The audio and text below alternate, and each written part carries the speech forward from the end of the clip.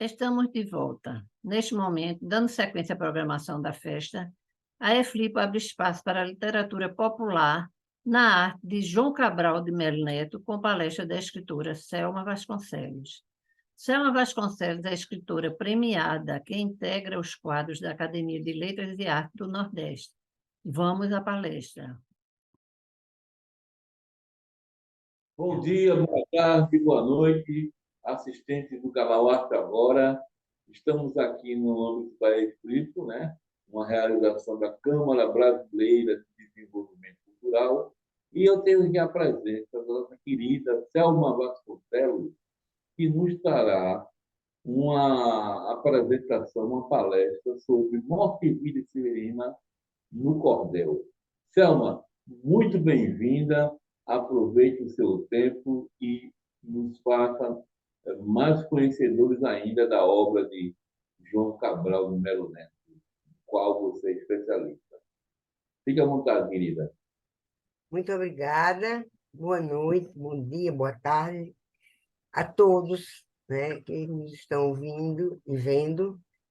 Eu quero inicialmente agradecer a EFLIPO, na pessoa de Alexandre Santos, de Rogério Generoso, né? Dizer que é um prazer muito grande estar aqui. E sempre é muito bom para quem estuda, para quem se dedica, como todas as pessoas que vão se apresentar aqui na EFLIPO, né? Tem um canal, né, de veiculação das ideias e do resultado de suas, de seus estudos, né? Então, inicialmente, o tema escolhido para minha fala foi o poema de João Cabral de Melo Neto, Morte e Vida Severina, um Alto de Natal pernambucano, que é o título da obra dele. E eu coloquei como subtítulo Reflexos Cordelistas e Outras Nordestinidades, né? Para dar a ideia de que o objetivo da minha palestra é exatamente encontrar e apontar, né, no poema Morte de Severina, dar realce, na verdade, que eles são bem claros, mas eu vou dar realce a alguns reflexos da literatura do cordel e outras demonstrações ou outros aspectos da vida cultural pernambucana, tá? Então, para iniciar, eu vou fazer um voo largo, né? Que tem que ser bem largo mesmo, por conta do tempo, sobre as origens do cordel, né? As origens do cordel remonta à Idade Média, tá? Começa com os cantares de gesta, gesta vem do latim, quer dizer façanha ou feito, né? E é bem apropriado para isso, porque os cantares de gesta, eles eram protagonizados por jograis, que eram cantadores ambulantes que iam de reino em reino, de território em território, cantando composições até que não eram deles próprios, mas de outras pessoas, mas que o objetivo, o foco dessas canções, desses cantares, era relatar façanhas e feitos, às vezes de personagem, às vezes de monarca, às vezes de guerras entre reinos, enfim. Então, era uma literatura que era veiculada oralmente através do canto, né? Eles não eram escritos, tá? Um dos mais famosos é o Cantar de Milcídio, a gesta mais famosa é o Cantar de Milcídio, que relata exatamente a proeza do Alcide Campeador, né? Era Rodrigo Dias Vaz, que era um guerreiro, era vamos dizer assim, um lutador, né? Pelo Reino de Espanha, que a biografia dele é muito controversa, não vou entrar em detalhes, mas ele teve sérios problemas ao longo da vida com os senhores a quem ele servia, mas que no final ele se deu muito bem, porque ele continuou na luta para defender o território espanhol, né? Então, para o povo espanhol medieval, o Cid era o protótipo do homem honrado, do homem guerreiro, do homem corajoso, do homem que deveria ser um espelho do homem, do espanhol medieval, certo? Então, esse Cantar de Cid, ele é um dos mais conhecidos e mais estudados. Inclusive, João Cabral disse que releu várias e várias e várias vezes. É um poema enorme, de mais de 3.000 versos, tá? E que relata toda discorre sobre toda a vida do Cid, até o final, falando das proezas, falando das derrotas e falando das vitórias dele, tá? Além disso, na Idade Média, existia a novela de cavalaria, que vieram depois, um pouco depois. Elas eram fruto das gestas, né? Mas vieram depois porque elas eram mais ligados à questão religiosa. A cavalaria eram militares, né? Eram militares, milicianos, na verdade, né? Mas que eram homens de posse, que tinham cavalos, por isso o nome de cavalaria, que podiam custear suas roupas, que eram roupas riquíssimas, e que também eles defendiam, na época da cavalaria, o Papa, a Igreja Católica, já se assimilava chegava perto do poder dos monarcas, certo? Então, essas novelas de cavalaria, elas se dedicam muito mais à questão religiosa, né? As guerras religiosas, né? Entre o católico e o ateu, tá? Ou o herege. E, por outro lado, tinha os romances. Esses romances eram chamados assim porque eles tinham um conteúdo amoroso, eram jograis que cantavam nos palácios, o público era palaciano, bem diferenciado, e os temas eram bem amorosos, e eles, com essa cantoria, eles tentavam seduzir a corte, as figuras da corte, as figuras femininas da corte, tá? Então, essa é a origem do cordel. Até chegar, vamos dar um salto, então, do medievo, né, até o texto fundador. Ainda não é um salto muito grande, porque a gente vai partir de lá também. Porque o texto fundador do cordel nordestino, como eu chamei aí, chama-se Aventura de Carlos Magno e os 12 Pares de França, que também ocorreu na Idade Média, né? Carlos Magno era um imperador franco, anglo-francês, porque ele era anglo não, germano-francês, né? E que ele era, depois do Império Romano, a Europa se dividiu territorialmente em reinos, tá? E toda a ansiedade dos monarcas, né, dos reis, era de alargar os seus territórios. Então, as guerras se travavam, eram chamadas guerras de território, se travavam por conta de quem teria mais, né, avanço no seu poderio, tá? Mas no caso aqui de Carlos Magno, não foi bem assim. A Carlos Magno, ele, vamos dizer assim, ele liderou uma guerra santa, chamada Guerra Santa, porque ele perdeu a Península Ibérica, que o poder dele vamos dizer assim, se expandia por toda a Europa Ocidental, na Idade Média, certo? Isso é até para a Idade Média. Mas ele perdeu, os muçulmanos invadiram a Península Ibérica, e ele então se lançou nessa Guerra Santa, né, para reaver o território da Península, tá? Dos muçulmanos. E por isso chamado Aventura de Carlos. Então, o texto que atravessou os mares e chegou até o Brasil, o Nordeste, veio do nomadismo, como eu chamei. É um texto nômade que veio da França, atravessou a Europa Ocidental toda e foi até Portugal. Tá? E por que vamos dizer assim, por que essa fixação com esse texto, né, do europeu medieval, do século, acho que século XII ou XIII, não é? Por conta da questão religiosa, né? Então, era a guerra do católico contra o herege, que no caso era dito como muçulmano. Então, e envolveu todo o povo, praticamente toda a Europa, e chegou até Portugal. De Portugal, mais ou menos no século XIII, ele chega ao Brasil, chegou ao Brasil no século XV, certo? Chegou ao Brasil no século XV, trazido pelos colonos portugueses.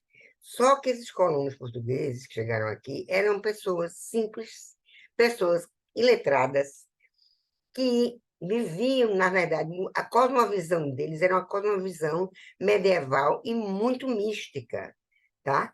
Muito mística, mas também tinha um sentimento entre eles de opressão, sabe? De distanciamento do poder e tal. Então, eles trouxeram isso para o Brasil e, coincidentemente, adentraram do litoral para o interior, né? Para o interior, para as terras mais, para o Brasil mais profundo, vamos dizer assim, e lá encontraram o quê? Um terreno fértil. Qual era o terreno fértil? Era o povo, né, também sofrido, também iletrado, também distante do poder, né? Considerado, se considerando uns párias da sociedade, né? E para eles a religião, como fez Carlos Magno lá na Europa, era a libertação. Então, esse texto foi assimilado, né, pelo nordestino, né, nordestino simples, e ganhou divulgação imensa, imensa, né? E não só no Nordeste, chegando até o Rio Grande do Sul, porque aí eu citei a Guerra do Contestado. A Guerra do Contestado era uma guerra também de camponeses contra a invasão das terras dele por uma estrada de ferro. Depois vocês podem ler sobre a Guerra do Contestado, né? E que foi a influência de Carlos nesse folheto de aventura de Carlos Magno e 12 Pares de França foi tamanha que há relatos na literatura de que os camponeses, em certo momento, se vestiram como os soldados de Carlos Magno, né? Como os guerreiros de Carlos Magno. Pulando um pouco da questão da guerra de contestado, da identificação, chegamos até o cangaço. Também há relatos na literatura de que a ética e a estética do cangaço têm seus fundamentos. São suposições de pesquisadores, certo? Tem seu fundamento na grande divulgação do texto fundador da aventura de Carlos Magno e 12 Pares de França.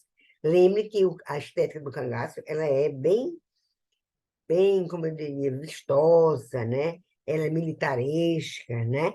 Então, e se assemelha, né? Tem semelhança com os militares, os soldados de Carlos Magno. Então, esse é o texto considerado o texto fundador do cordão nordestino, tá? Que veio de lá, atravessou os mares e chegou até nós. Agora, vamos nos deter um pouco sobre Morte e Vida Severina. Inicialmente, eu quero dizer o seguinte: João Cabral de Melo Neto ele foi um estudioso, um leitor tido como leitor proativo. O que é um leitor proativo? O leitor proativo é aquele que se dedica, lê, né? Adquire uma cultura, seleciona o que lê, seleciona o que ele assimila, faz uma crítica em cima dessa seleção e estabelece isso como paradigma para seu processo criativo. Veja só. Então, João Cabral de Melo Neto, ele é exatamente esse leitor proativo, tá? Quem estuda a obra de João Cabral sabe que em muitos e muitos e muitos poemas dele, ao longo da obra dele, você encontra referências, né, retiradas principalmente da Espanha, porque a gente sabe, todo mundo sabe que a Espanha foi a segunda pátria adotada por João Cabral, né? Porque ele se identificou bastante, não só com o povo, com a paisagem, né? A paisagem árida, né? Andaluza, tá? Morou 12 anos por lá, fez grandes amigos. Então, você encontra, a gente chama, o que o intelectual chama, o linguista chama de intertextualidade. O que é a intertextualidade? É você adotar um texto, vamos dizer, assim, como paradigmático, tá? E daí, em cima, você criar um outro texto, né? Com outro sentido, um outro sentido que é a sua criação pessoal, tá? Então, tendo em vista essa intertextualidade, vale a pena falar sobre o Alto Vicentino. O que é o Alto Vicentino? Os autos, na Idade Média, eles eram encenações dramáticas, tá? Chamada auto, que era de um ato só, né? e que eram inspiradas já nas encenações religiosas dos conventos, dos monastérios, que já existiam. E o grande nome do Alto é Gil Vicente, né? Considerado o pai do teatro moderno português, né? Do teatro português. E Gil Vicente foi ele escreveu várias peças denominadas Alto, entre eles, uns mais conhecidos é o Alto da Barca do Inferno e o Alto da Barca do Purgatório, que tem, em Morte de Severina, tem vários pontos de convergência, tá? De convergência. Morte de Severina é um poema poema com várias cenas, como era o Alto Vicentino, com cenas interligadas. O Alto Vicentino, ele identifica os personagens e classifica, categoriza, aliás, caracteriza, não é nem categorizar, caracteriza cada personagem, tá? Como faz João Cabral em Morte de Severina, né? Quando ele fala do lavrador, quando ele fala do, do, do homem que coveiro, quando ele fala das excelências, quando ele fala da mulher do povo. Então, ele tem muita intertextualidade de Morte de Severina com Alto Vicentino. Por outro lado, com folclore também, porque os textos pastoris nasceram quando os presépios iniciaram. Porque o texto pastoril é o quê? Não é nada mais do que o coral, né? A festa musical em torno do menino Deus, do nascimento do menino Deus, né? Então, esses textos pastoris também chegam até Morte Vida Severina, quando a gente avança no poema até chegar ao nascimento do menino, né? Os autonatalinos, como já falei, os autonatalinos, eles em Portugal chegaram no século XVII, foram chamados de presépios, né? E vale a pena dizer que no Brasil a primeira representação dos autos natalinos, né, dos presépios, foram feitas no convento de São Francisco, aqui em Olinda, certo? Acho que século XII, se não me engano. E o primeiro, aliás, foi mais, século XV, o primeiro, século XII, foi na Itália. Primeiro, também por São Francisco de Assis, que conseguiu uma autorização do Papa para fazer essa encenação festiva em torno do nascimento do menino. Então, eu quero apontar com isso a intertextualidade, aonde João Cabral de Melo Neto foi encontrar também o paradigma, ou, vamos dizer, o modelo, ou o texto que tocou, não é? E o fez transpor isso para a realidade nordestina, certo? Lembrar também que a literatura de cordel, como é Morte de Severino, em várias cenas, o cordelista ele é porta-voz de hábitos, de fatos que ocorrem no ambiente social. Sendo que, no caso do cordel, ele não tem conotação religiosa, né? O alto teria. O alto medieval, eu volto a falar do alto, porque o alto medieval ele tinha uma conotação religiosa, ele tinha uma conotação educativa e moralizante, tá?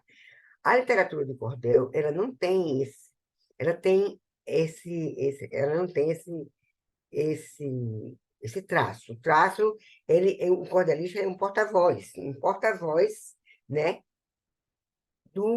dos fatos que ocorrem no entorno, no ambiente social dele. Mas, como nas novelas de cavalaria, nas gestas, é a luta do bem contra o mal. Sempre. Sempre por trás disso tudo, né, no cordel existe a luta do bem contra o mal. Seja o bem caracterizado como opressor, como o patrão, né? Como enfim, como o poder, de qualquer forma, esteja se exteriorizando, e o subordinado. E também estava presente lá atrás, como a gente falou, nas gestas e nas novelas de cavalaria, tá? Então, agora a gente vai chegar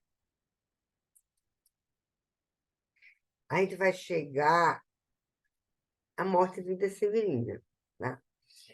Morte de Vida Severina, desculpem, veja, as características, vamos chamar assim, cordelistas, né? É um poema que João Cabral, inclusive, eu quero falar um pouco sobre o que ele pensava do Morte de Severina. Morte de Severina foi escrito inicialmente para teatro, tá? Foi uma encomenda para teatro, né? No 56, foi a data da 1956, a data da criação do Morte de Severina, né? Então, mas que ele não conseguiu, não foi a peça teatral, foi até Maria Clara Machado que encomendou, mas não, por razões desconhecidas, ela não conseguiu colocar em cena. E depois de um certo tempo, ele transpôs isso para o texto escrito, tá? O texto escrito. Então, o que é que tem de identificação com o poema, com a literatura de cordel? Por exemplo, é um poema narrativo, tá? É um poema escrito que João Cabral dizia que não gostava muito dele, porque era um poema menos construído. Porque ele, todo mundo sabe que ele era um construtor, né? Ele era um construtor no sentido de que ele elaborava bastante a sintaxe, bastante a linguagem, bastante o sintagma. Ele trabalhava, assim, muito, inclusive tem poema dele dizendo da luta dele com o papel em branco, né? A luta para achar exatamente como ele queria colocar a ideia, como ele queria colocar a imagem, já que a poesia dele era muito imagética, né?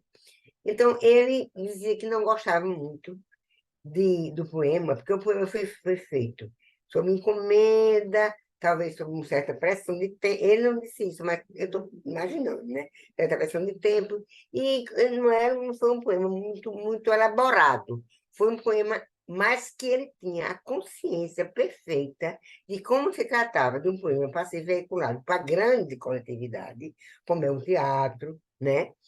Então, ele teria que usar uma linguagem muito menos construída e uma linguagem que o povo falasse. Que o povo falasse. Então, ele criou a métrica heptassilábica, né, uma métrica mais utilizada em poemas narrativos, tá? De poemas de fácil, mais fácil compreensão, tá certo? O enredo, como todo obra de cordel, ele tem um enredo, e o enredo, qual seria? O enredo seria a viagem que faz o personagem principal, eu vou falar ainda depois disso, que é Severino, desde o nascimento, desde da Serra do Caruatá até, não sei se o nome é esse mesmo, não, até o Recife, tá? Então, o enredo é exatamente esse percurso todo do personagem que segue o curso do rio, né? E ele situado num tempo, né? Que é o tempo onde foi escrito, quando foi escrito o poema, né? Que era um tempo politicamente muito desfavorável, né? Para o homem comum, né? O homem comum, né? Que era um homem que vivia também como um medieval, talvez, né? Longe do poder central, né? Sofrendo muito com a seca, sofrendo muito com a falta de comida, tá? Então, ele situa o personagem, né? A partir dessa premissa da condição social dele, tá? E é o Nordeste pré-industrial, como eu coloquei aqui. Então, a situação do Nordeste pré-industrial é exatamente essa, né? Falta de água, falta de comida, né? Esquecimento do poder das populações que estavam interiorizadas, né? Analfabetismo, entende? Então, o personagem é caracterizado também, como nos autos medievais, como no Alto Vicentino. Ele é bastante caracterizado e a sua luta é contra a diversidade. No caso, o bem seria a força interior, né? a, a destinação de procurar uma melhoria na sua vida, qualidade de vida, né? Embora que partindo da morte, né? Que era a morte que era vivenciada, enfrentada todo dia, tá? E, e essa coragem de lutar contra essa adversidade, né? E o oprimido seria exatamente o homem simples, como era Severino. Tá? O opressor seria no cenário político-social, e o oprimido seria um homem simples, como é Severino, certo? O interesse é um interesse coletivo, o interesse da coletividade. O grande lance no Morte de Severino, inclusive Antônio Cândido me disse isso, e me disse dizendo assim, é o grande milagre de João Cabral. O grande milagre de João Cabral, como é de Graciliano, né? É tornar a vida do nordestino, né? Tornar o perfil do homem nordestino, as adversidades, o cenário político, uma coisa universal, tá? Então, o interesse coletivo está bem delimitado, bem descrito, bem afirmado até no poema, quando ele diz: somos todos severinos, iguais em tudo na vida. Quando ele se apresenta no início do poema, ele se apresenta, né? Ele se apresenta e diz, inclusive, assim: vai ser difícil, em outras palavras, estou falando em outras palavras, vai ser difícil a você que me escuta identificar quem é esse Severino, porque são tantos Severinos, filhos de tantas Marias, né? Que a partir daqui você vai me entender como Severino, o imigrante, tá? Então, ele se apresenta assim, né? Já denotando, tornando claro que ele está ali como se não um porta-voz, senão como um representante dessa situação, um representante dessa coletividade, né? Subjugada pela dificuldade de vida, tá? E outro aspecto importantíssimo, que também foi referido por Antônio Conde, até quando eu fui escrever meu livro, João Cabral do Melo Neto, Retrato Falado, porque eu entrevistei várias pessoas, inclusive intelectuais do porte de Antônio Cândido, e ele me dizia exatamente isso, que o grande milagre de João Cabral era tornar o fato local e universal. E Morte de Severina se torna universal na medida em que ele fala do drama do homem. Do drama do homem quando oprimido, do drama do homem quando enfrentando a adversidade. Hoje a gente está vivendo um drama, né? Um drama humano, uma catástrofe humanitária por conta das guerras, né? Que está envolvendo o quê?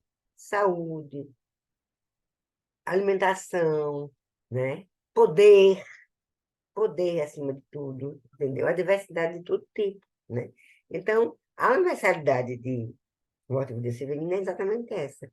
É trazer, e o aspecto bem enfatizado pelos estudiosos, é exatamente esse, como é a obra de Graciliano Ramos, tirar do local, né? Que no romance de 30, diga-se de passagem, no regionalismo de 30, muitas vezes, esse drama local e a falta de educação do colono ou do lavrador, né? Era, era mostrado de modo meio alegórico, até meio depressivo, assim, em relação às pessoas que tinham melhor qualidade de vida. No caso aqui, não. No caso aqui, João Cabral toma Severino como protótipo do homem nordestino pré-industrial.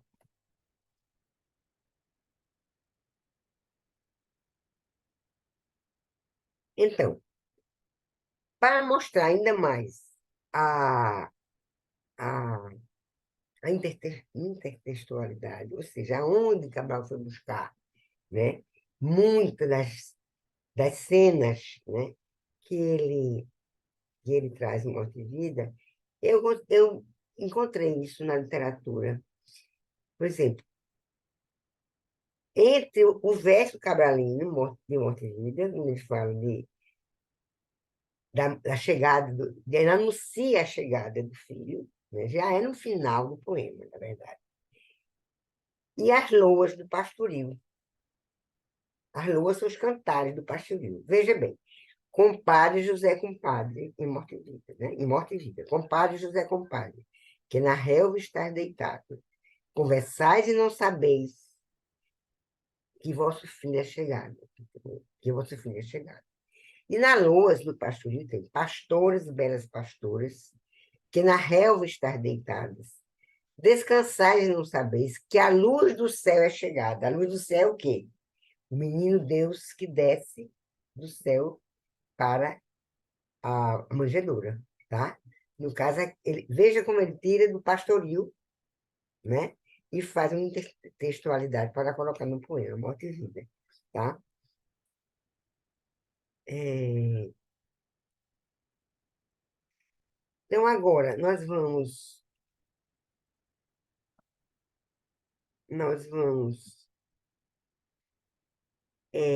finalmente falar um pouco do Alto de Natal, trazendo para Pernambuco, tá? Porque, como nós vimos, João Cabral, o autor, ele foi buscar na literatura medieval, né? Na literatura vicentina, né? Na literatura não, nos dramas sacros, né? Na encenação dos presépios europeus iniciais, como eu falei, né? Ele foi buscar isso para trazer e dar a conotação de pernambucanidade. Então, vamos por etapas. O personagem Severino, né? Primeiro personagem do Alto, aqui, é um lavrador nordestino. Aqui ele tem uma intertextualidade também com o Alto Vicentino, porque no Alto da Barca do Inferno, quem já leu, que é de Gil Vicente, ele também traz um lavrador, ele traz um padre, ele traz um, uma pessoa, um homem rico, né? Enfim, ele traz vários tipos da sociedade local que querem adentrar para o céu, que o anjo faz a seleção. Sabe quem foi para a barca do céu? E o resto foi tudo para a barca do inferno? Foi o lavrador de Gil Vicente. De Gil Vicente, desculpem. De Gil Vicente. Por quê? Porque era um homem simples, um homem destemido, um homem parco de recursos, mas que era de uma alma muito grande, de uma capacidade de amar muito grande, né? De características muita característica do bem, da sua personalidade. Então, aqui também tem uma ligação, tem um link, né, lá em cima com o Alto de Natal, o Alto Vicentino, né? Da Barca do Inferno. Catando aqui, no caso, os personagens, tá? Trazendo ainda mais para Pernambuco, José Carpinteiro. José Carpinteiro é o Carpina, o mestre Carpina, que Severino, depois da longa jornada dele, né, que vocês têm o texto todo para ler, que é lindíssimo, né? Da longa jornada, das dificuldades, dos encontros, que eu vou falar de alguns aí ainda, né? Ele chega a Recife e encontra com o mestre Carpina, que no imaginário cabralino, ele denominou de José Carpinteiro. Por quê? Porque José Carpina era o pai bíblico de Cristo, do menino Deus, né? Veja bem. E esse Zé Carpinteiro se diz natural de Nazaré da Mata, que é um município pernambucano. Então, traz João Cabral o texto do Alto para Pernambuco, para dar os dados de pernambucanidade. A paisagem é nordestina. A paisagem, o Severino, ele caminha ao longo do Rio Capibaribe, né? E descreve tudo que vê ao longo disso. Descreve os mangues, as palafitas da cidade, os mucambos. Tem uma passagem muito linda que ele diz que, com o nascimento do menino, os mucambos viraram casas de quase que de luxo, né? Quase que de luxo. Então, outro aspecto, o presente ofertado ao menino. Veja, no alto natalino, ou nos pastoris natalinos, né? Quer dizer, o pastoril é aquela, como diz, aquela festa, aquela cena festiva em torno do menino Deus nascido. Lá eram os reis, gente abastada, né? Algumas pessoas comuns, mas a maior parte eram reis que vinham trazer incenso, mirra e presentes de valor para o menino. No caso do Alto Natal pernambucano, os presentes ofertados não podiam deixar de ser, são por pessoas comuns. São as frutas locais, são as frutas da jaqueira, são as frutas dos aflitos, que ele fala do espinheiro, dos quintais ricos do espinheiro, tá certo? E trazendo com isso, né, fazendo um contraponto do Alto Natal pernambucano com o Alto de Natal de início, né, dos pastoris, dos presépios europeus, tá? E o final desafiador. O final desafiador. Há muitos estudiosos do poema e, ah, e se desencantam um pouco com o final do poema. Porque, na verdade, o que é que Severino almeja? Severino almeja, apesar do enfrentamento contínuo com a morte, né? E aí eu vou fazer um recorte aqui, para lembrar, né? Que ele encontra no caminho um defunto sendo carregado por uma rede, pergunta quem era o defunto, né? E João Cabral diz que, esse enterro na rede é muito do folclore catalão. Mas aqui no Nordeste também existiu isso. Existiu o enterro na rede. Existiu o enterro na rede, sim. As pessoas do interior profundo do Brasil, do Nordeste. Tá? Depois ele chega também no outro velório e encontra as carpideiras, né? Que são personagens folclóricas, entre aspas, porque eram verdadeiras, existiram, né? Mas que fazem hoje parte do folclore, porque são pessoas que hoje, segundo consta, ainda existe, muito raramente, né? Mas se tornaram mais memória pela frequência que caiu. Mas eram pessoas que cantavam em torno do defunto para encomendar a alma, para diminuir a dor dos que ficavam, tá? Então, ele relata também isso, né? O encontro dos cantadores. Ele relata a dificuldade de arranjar emprego, quando ele para e fala com a mulher na janela. A mulher na janela, alguns estudiosos acham que é do folclore português, tá? Bom, mas o que é fato é que ele vai perguntar à mulher na janela se tinha a possibilidade, ele já estava extenuado, né, pela longa caminhada, de encontrar um emprego, de montar um trabalho. Ele diz não, ela diz não, mais ou menos isso. Aqui a morte é tanta que meu trabalho eu vivo dessa morte. De morte tamanha, tá? Então, ela era possivelmente uma mulher que trabalhava encomendando os corpos dos defuntos, né?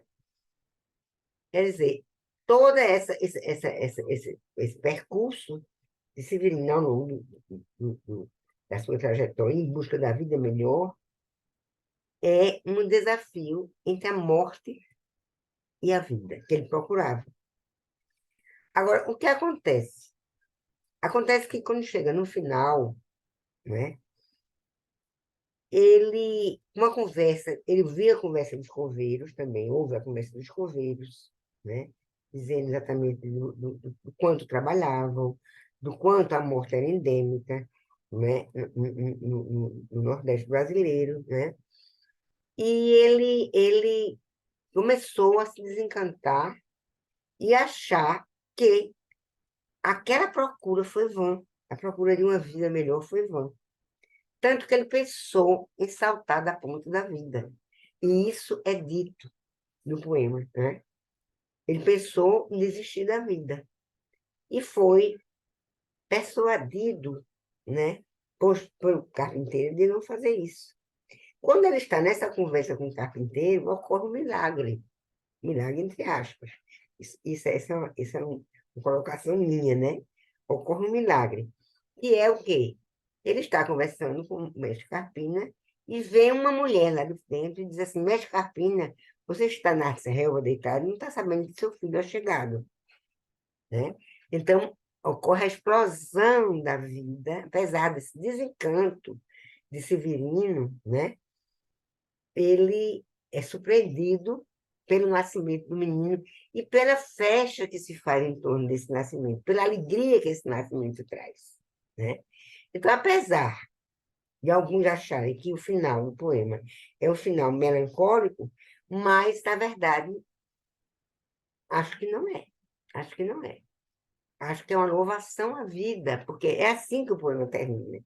Que a vida, o milagre da vida vale, mesmo quando é uma vida como essa, uma vida severina. Tá? Então, aqui fica essa tentativa de fazer esse contraponto, né? E a recomendação de que... Agora, antes de terminar, eu quero colocar aqui uma coisa que diferencia, né, o alto pernambucano do alto natalino medieval, né? Do alto natalino medieval.